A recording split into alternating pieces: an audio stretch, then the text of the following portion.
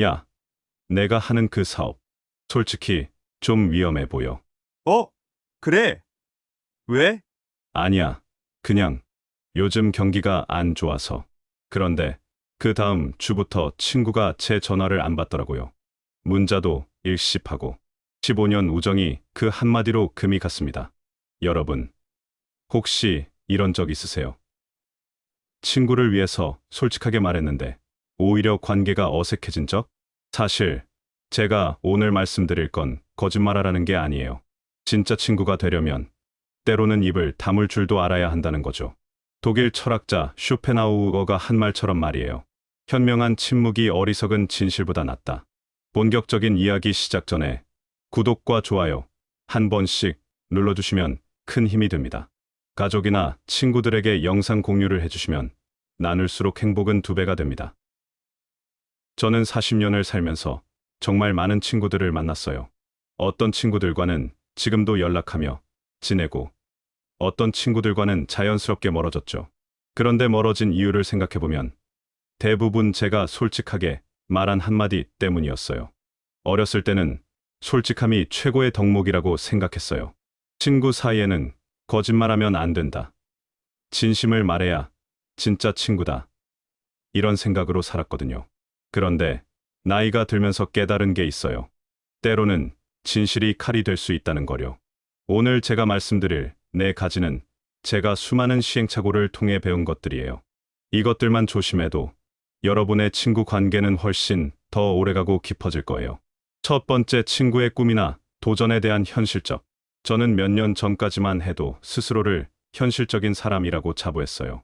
친구가 무모해 보이는 도전을 하려고 하면 현실을 봐라고 말하는 그런 사람이었거든요. 제 대학 동기 준호 얘기를 해드릴게요. 준호는 대기업에서 10년 넘게 일하던 평범한 직장인이었어요. 그런데 어느 날 저에게 전화를 했어요. 형, 나 회사 그만두고 카페 차릴 생각이야. 솔직히 말하면 걱정됐어요. 준호는 요리 경험도 없고 카페 운영에 대한 지식도 전혀 없었거든요. 게다가 결혼한 지 얼마 안 됐는데 안정적인 직장을 그만둔다는 게 이해가 안 됐어요. 그래서 제가 말했죠. 준호야, 솔직히 말할게. 카페는 너무 위험해. 요즘 얼마나 많이 망하는지 알잖아. 게다가 너는 경험도 없고 가족도 있는데 왜 굳이 안정적인 직장을 그만둬? 차라리 부업으로 시작해보는 게 어때? 준호가 그때 뭐라고 했는지 아세요? 그래. 형, 말이 맞을 수도 있겠다. 좀 더 생각해 볼게. 그 이후로 준호와 만날 때마다 뭔가 기운이 없어 보이더라고요. 예전에 반짝이던 눈빛이 사라진 느낌이었어요. 회사 얘기를 할 때도 예전처럼 열정적이지 않았고요. 3개월쯤 지났을 때 준호가 또 전화를 했어요. 형, 그래도 카페 하고 싶어. 회사 다니면서 틈틈이 카페 창업 관련 강의도 들어봤는데 정말 하고 싶다는 생각이 더 커져. 그런데 이번에도 제가 또 말했어요. 준호야, 진짜 심각하게 생각해봐. 요식업이 얼마나 힘든지 알아? 하루 16시간씩 일해야 하고 손님 없으면 바로 적자야. 그리고 내가 커피 제대로 내릴 줄도 모르잖아. 그때 준호 목소리가 확연히 달라지더라고요. 응, 그래, 알겠어. 그리고 전화를 끊었어요. 그 이후로 6개월 동안 준호에게서 연락이 없었어요. 제가 먼저 연락해도 요즘 바빠서라는 대답만 돌아올 뿐이었죠.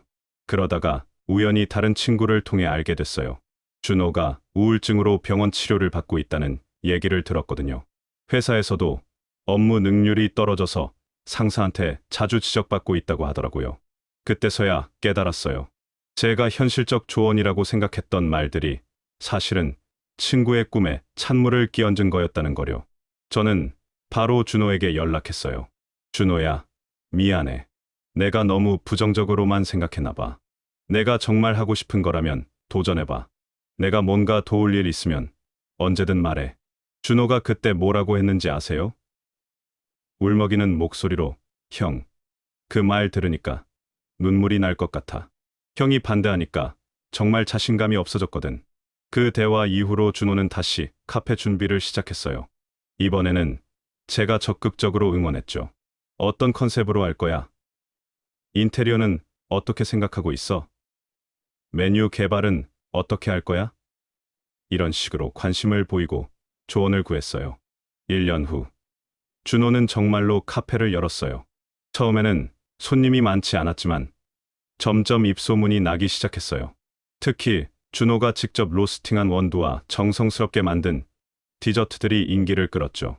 지금 준호 카페는 동네에서 꽤 유명한 곳이 됐어요. 웨이팅까지 있을 정도로요. 그리고 준호는 저에게 이런 말을 했어요. 형, 처음에 현실적으로 말해준 것도 이해해. 하지만 그때는 정말 좌절스러웠어. 가장 믿었던 형마저 내 꿈을 반대하니까 세상에 나를 믿어주는 사람이 아무도 없는 것 같았거든. 나중에 응원해줘서 용기를 낼 수 있었어. 그때 깨달았어요. 친구의 꿈은 현실성을 따질 대상이 아니라 응원해줄 대상이라는 거요. 물론 정말 위험하거나 불법적인 일이라면 말려야겠지만 단순히 어려워 보인다는 이유로 친구의 꿈을 꺾어서는 안 되는 것 같아요. 사람에게는 꿈을 꿀 권리가 있어요. 그리고 그 꿈이 실현될 수 있는 가능성도 있고요.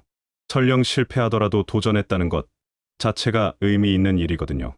저는 이 일 이후로 친구의 도전에 대해서는 일단 응원부터 하기로 했어요. 와, 정말 멋진 생각이다. 어떻게 그런 아이디어를 생각했어? 구체적인 계획이 어떻게 돼? 나도 도울 일이 있으면 언제든 말해. 이런 식으로요. 만약 정말 걱정되는 부분이 있다면 부정적으로 말하는 대신 혹시 이런 부분은 미리 준비해두면 어떨까? 이런 경우에는 어떻게 대처할 계획이야? 이런 식으로 건설적인 방향으로 질문하고요. 또 다른 친구 이야기를 해드릴게요. 제 고등학교 동창 수미가 40살이 넘어서 갑자기 요가 강사가 되겠다고 했어요.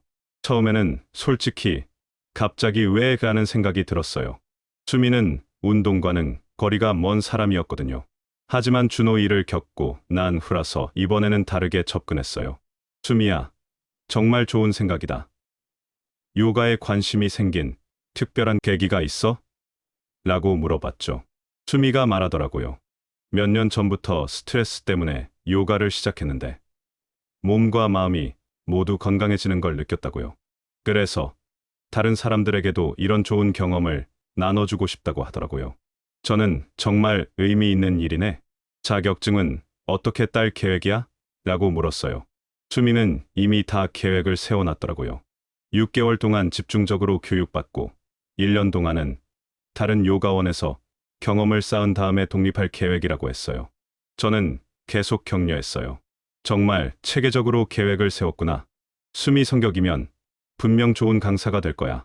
2년이 지난 지금 수미는 정말로 요가 강사가 됐어요. 그리고 자신의 작은 요가 스튜디오도 운영하고 있어요. 수미가 저에게 말했어요. 오빠가 응원해줘서 정말 힘이 됐어. 주변에서 나이 들어서 뭘 한다고라는 시선들이 있었는데 오빠만큼은 내 편이어서 견딜 수 있었어. 이런 경험들을 통해서 배웠어요. 친구의 꿈에 대해서는 현실적 조언보다 진심 어린 응원이 더 필요하다는 거요. 그리고 재미있는 건 제가 응원해준 친구들의 성공률이 훨씬 높더라고요. 아마 응원받는다는 자신감이 실제로 성공 확률을 높이는 것 같아요. 물론 모든 도전이 성공하는 건 아니에요. 제가 응원했던 친구 중에 실패한 경우도 있어요. 하지만 그런 친구들도 저에게 고마워했어요. 적어도 꿈꿔볼 수 있게 해줘서 고마워. 도전하지 않았다면 평생 후회했을 거야. 라고 말이에요. 꿈은 누구에게나 있어야 할 권리예요. 나이가 많든 적든 현실적이든 아니든 상관없이요. 그리고 친구라면 그 꿈을 지지해줄 의무가 있다고 생각해요. 두 번째, 친구의 가족이나 집안 상황에 대한 판단. 이 부분은 정말 민감한 영역이에요. 저도 젊었을 때는 이런 실수를 자주 했거든요. 고등학교 때부터 친했던 민지라는 친구가 있었어요. 민지네 집은 경제적으로 좀 어려운 상황이었어요. 아버지가 사업에 연속으로 실패하셔서 빚이 많았고 어머니는 여러 군데에서 파트타임으로 일하고 계셨죠. 대학교 1학년 때였어요. 민지가 등록금 때문에 고민하고 있다고 털어놨어요. 학자금 대출을 받아야 할 것 같은데 이자 부담이 걱정된다고 하면서요. 그때 제가 무심코 말했어요. 민지야, 솔직히 내 아버지가 좀 더 신중하게 사업을 하셨으면 이런 일은 없었을 텐데.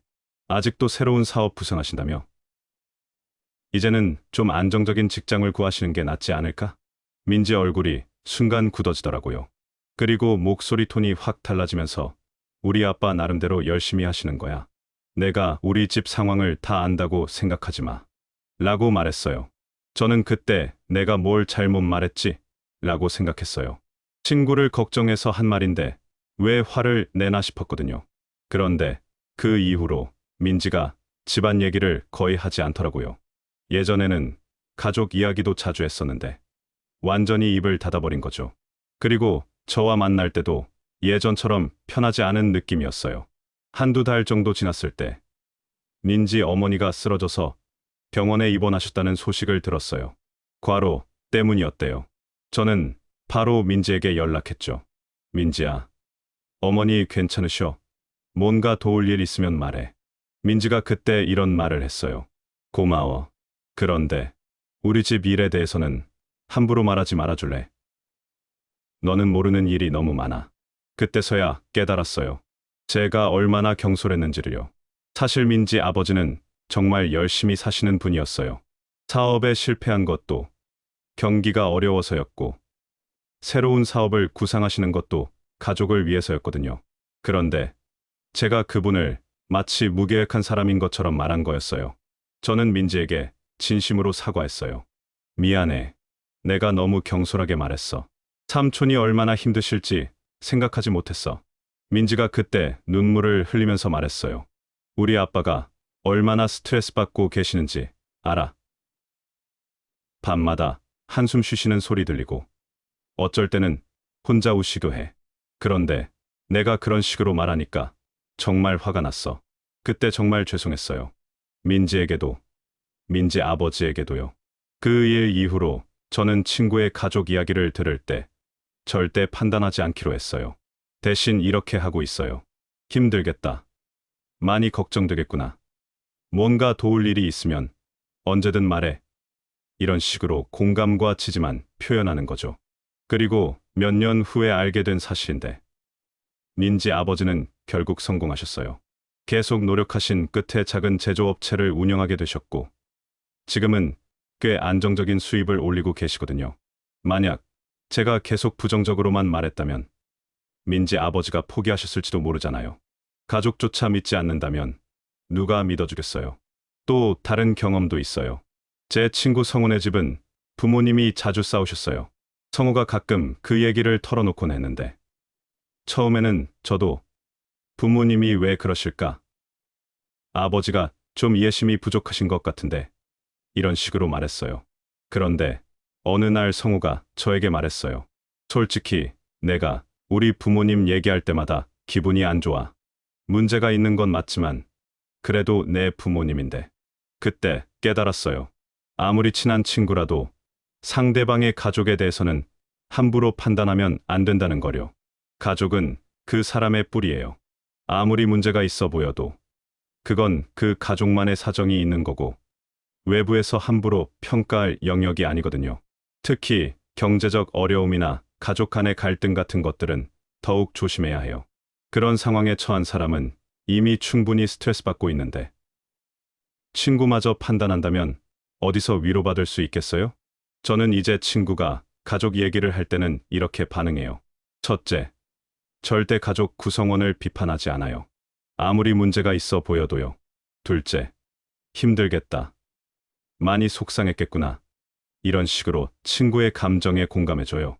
셋째, 조언을 구할 때도 가족을 바꾸려고 하지 말고 친구 자신이 어떻게 대처할 수 있는지에 초점을 맞춰요. 넷째, 만약 정말 심각한 문제가정폭력이나 심한 학대 등가 있다면 전문기관의 도움을 받을 수 있도록 정보를 제공해요.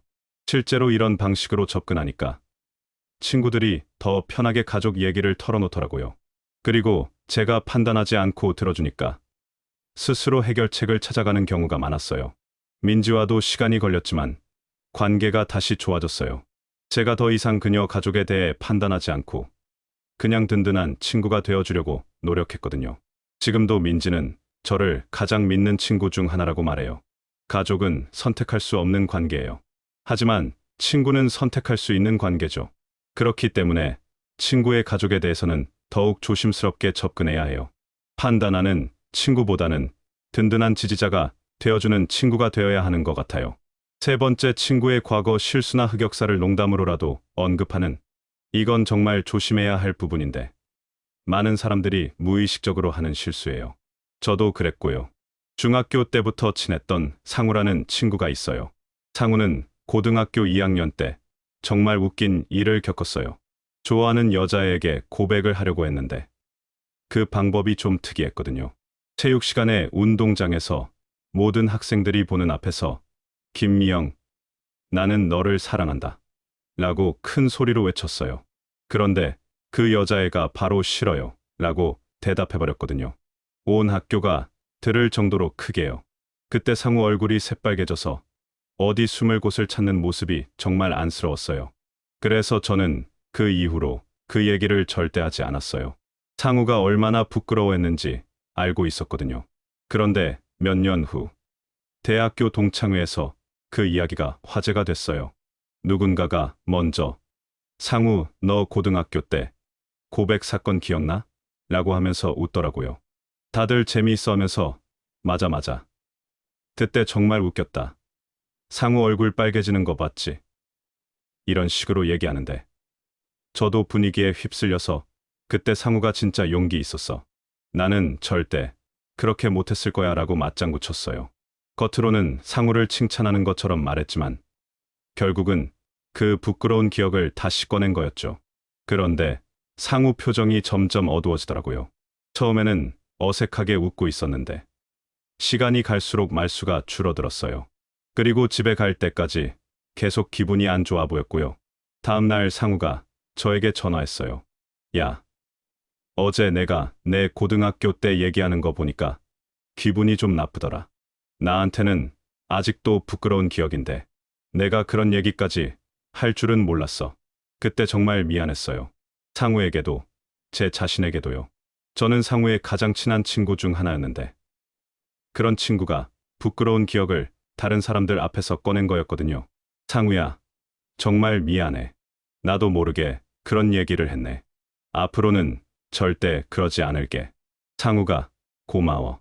사실 그때 일 때문에 한동안 자신감도 없어지고 힘들었거든.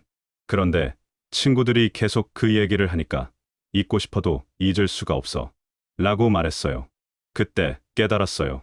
저에게는 재미있는 추억이었지만 당사자에게는 아직도 아픈 상처일 수 있다는 거요. 사람은 누구나 부끄러운 과거가 있어요. 그리고 그 과거는 시간이 지나도 완전히 지워지지 않는 경우가 많거든요. 특히 다른 사람들 앞에서 창피를 당한 기억은 더욱 그래요. 심리학자들 말로는 사람의 기억 중에서 부끄러움과 관련된 기억이 가장 오래 남는다고 해요. 그리고 그런 기억이 반복적으로 언급될 때마다 상처가 다시 벌어지는 거죠. 저는 그 일 이후로 절대 친구의 과거 실수나 창피했던 일들을 남들 앞에서 얘기하지 않기로 했어요. 설령 재미있는 에피소드라고 생각하더라도요. 친구의 과거는 그 친구의 것이에요. 다른 사람들과 공유할 오락거리가 아니라 소중히 간직해야 할 신뢰의 증표인 거죠. 네 번째, 친구가 자랑하는 것에 대한 시큰둥한 반응. 마지막으로 말씀드릴 것은 가장 미묘하면서도 중요한 부분이에요. 제 친구 혜진이가 몇 년 전에 취미로 그림을 시작했어요. 처음에는 정말 서툴렀거든요. 솔직히 말하면 초등학생 수준이었어요. 그런데 혜진이가 너무 좋아하더라고요. 그림 그릴 때가 가장 행복하다면서 매주 새로 그린 그림을 저에게 보여줬어요. 처음에 저는 어떻게 반응해야 할지 몰랐어요. 솔직히 그림 실력이 너무 부족해 보였거든요. 그래서 열심히 했네. 점점 나아지고 있는 것 같아. 이런 식으로 어정쩡하게 대답했어요. 그런데 시간이 지날수록 혜진이가 그림 얘기를 덜 하더라고요. 예전에는 신나게 보여주던 그림도 더 이상 보여주지 않고요. 어느 날 다른 친구가 혜진이 그림을 보고 와, 정말 잘 그렸다. 어떻게 이렇게 감성적으로 표현했어? 라고 감탄하는 걸 봤어요. 그때 깨달았어요. 실력의 절대적 수준이 중요한 게 아니라 그 사람이 그것을 통해 얻는 기쁨과 성취감이 중요하다는 거요. 친구가 무언가를 자랑할 때 그건 단순히 실력을 뽐내려는 게 아니에요. 자신이 좋아하는 것을 가까운 사람과 나누고 싶어 하는 거거든요. 저는 그 이후로 친구가 뭔가를 자랑할 때는 무조건 진심으로 기뻐해 주기로 했어요. 와, 정말 멋지다. 어떻게 이런 걸 만들 생각을 했어? 나도 배워보고 싶다. 이런 식으로요. 몇 달 후에 혜진이가 다시 그림을 보여주기 시작했어요. 그리고 정말로 실력이 늘었더라고요. 지금은 동네에서 작은 전시회도 열고 있어요. 여러분, 지금까지 친구에게 굳이 말하지 않아도 되는 4가지에 대해 말씀드렸습니다. 첫째, 친구의 꿈이나 도전에 대한 현실적 우려. 둘째, 친구의 가족이나 집안 상황에 대한 판단. 셋째, 친구의 과거 실수나 흑역사를 농담으로라도 언급하는 것. 넷째, 친구가 자랑하는 것에 대한 시큰둥한 반응. 이 4가지만 조심해도 여러분의 우정은 훨씬 더 단단해질 거예요. 진정한 친구란 상대방의 마음을 헤아릴 줄 아는 사람이에요. 모든 생각을 다 털어놓는 사람이 아니라 상대방이 상처받지 않도록 신경 쓰는 사람이죠. 쇼펜하우어는 말했습니다. 현명한 침묵이 어리석은 진실보다 낫다. 때로는 말하지 않는 것이 더 큰 사랑이 될 수 있어요. 여러분의 모든 우정이 오래오래 지속되기를 바랍니다. 오늘도 끝까지 시청해 주셔서 정말 감사합니다. 이 영상이 도움이 되셨다면 구독과 좋아요 꼭 눌러주세요. 감사합니다.